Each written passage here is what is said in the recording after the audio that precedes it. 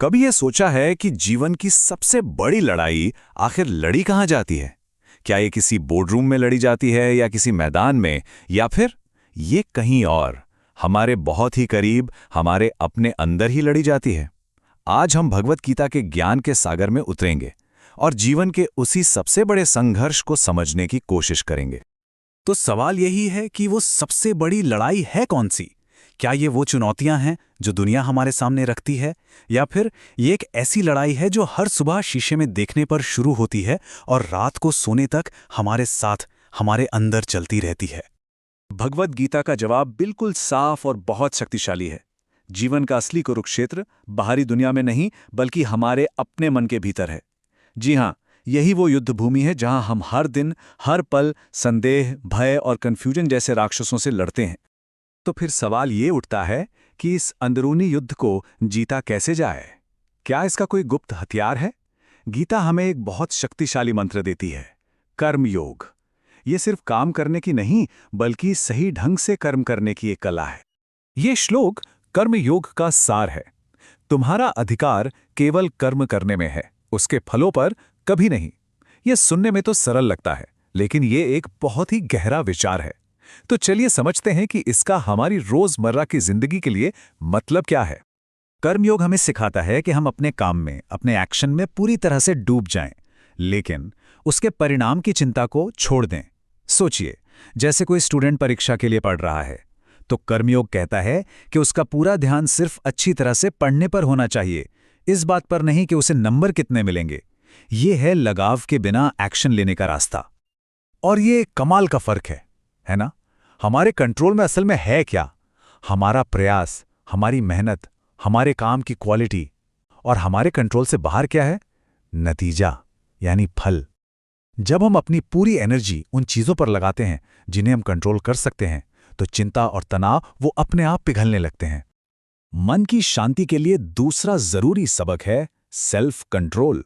गीता इसे एक बहुत ही सुंदर रूपक एक कहानी के जरिए समझाती है, रथ की कहानी। आइए देखते हैं कि ये कैसे काम करता है। कल्पना कीजिए कि ये जो शरीर है, ये एक शानदार रथ है। इस रथ को 5 शक्तिशाली घोड़े खींच रहे हैं। ये हैं हमारी 5 इंद्रियां, जो हमेशा दुनिया की तरफ भागना चाहती हैं। इन घोड़ों को काबू करने वाली लगाम है हमारा मन।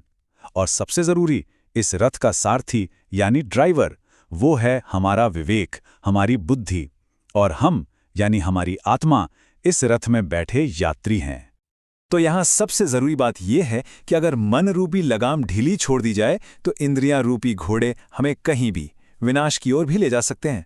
सही दिशा और कंट्रोल तभी मिलता है जब विवेक रूपी सारथी मन की लगाम को मजबूती से पकड़ता है।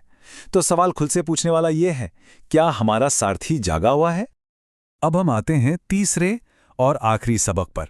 यह वो सबक है जो हमें डर और चिंता की जड़ से आजादी दिला सकता है। और यह सबक है अपने असली स्वरूप को पहचानने का। कभी महसूस किया है कि ये डर, ये तनाव, ये निराशा की भावना आखिर आती कहां से है? ये बादल कहां से उमड़ते हैं? गीता हमें इसकी बिल्कुल जड़ तक ले जाती है। डर और चिंता का जन्म तब होता है जब हम ये मान लेते हैं कि हम केवल और केवल ये शरीर हैं जो एक दिन खत्म हो जाएगा। जब हम अपनी पूरी पहचान को इस अस्थायी शरीर तक ही सीमित कर देते हैं, तो इसको खोने का डर हमें हर पल सताता रहता है।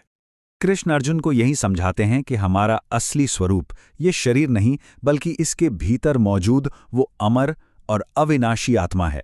ये आत्मा ही हमारा असली सार है, जो न कभी जन्म लेती है और न ही कभी मरती है। और जिस पल कोई इस सच्चाई को गहराई से समझ लेता है कि वो ये नश्वर शरीर नहीं, बल्कि अमर आत्मा है, उसी पल वो हर तरह के डर, चिंता और दुख से आजाद हो जाता है। यही ज्ञान, सच्ची निडरता और मन की शांति का असली स्रोत है। तो इन सब सबकों को मिलाकर हम अपने जीवन के कुरुक्षेत्र में जीत का रास्ता कैसे बना सकते हैं? गीता हमें एक शाश्वत गारंटी देती है, एक ऐसा वादा जो कभी नहीं टूटता। तो देखिए, जीत का रास्ता इन 3 सरल लेकिन बहुत शक्तिशाली कदमों में छिपा है। पहला, अपने काम पर फोकस करें, फल की चिंता छोड़ दें। दूसरा, अपने विवेक को अपने जीवन का सारथी बनाएं। और तीसरा, हमेशा याद रखें कि हम एक अमर, अविनाशी आत्मा हैं। और अंत में ये शक्तिशाली आश्वासन, जहां कृष्ण रूपी सही मार्गदर्शन और अर्जुन रूपी समर्पित प्रयास एक साथ आ जाते हैं, वहां जीत निश्चित है। तो आज खुद से पूछें, क्या हम अपने जीवन के अर्जुन बनने और अपने विवेक रूपी कृष्ण को अपने रथ का सारथी बनाने के लिए तैयार हैं? चुनाव हमारा है।